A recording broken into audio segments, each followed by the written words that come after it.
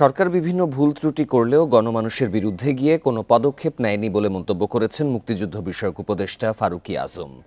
সন্ধ্যায় চট্টগ্রাম প্রেস ক্লাবে গণস্বাস্থ্য কেন্দ্রের প্রতিষ্ঠাতা ডাক্তার জাফরুল্লাহ চৌধুরীর স্মরণসভায় এই মন্তব্য করেন উপদেষ্টা। এ সময় তিনি বলেন, ১৬ বছরে আমলাদের মধ্যে স্বৈরাচারী মানসিকতা সৃষ্টি হয়েছে।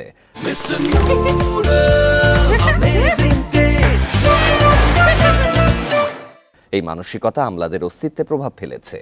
সবচেয়ে বেশি সময় লাগছে এই মানসিকতা দূর করতেই।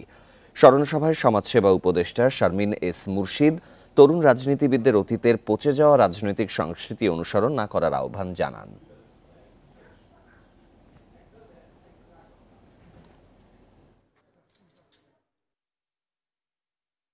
আমরা প্রত্যেকটা পদক্ষেপ বিবেচনা করছি, যা মন্ত্রণালয় করছে।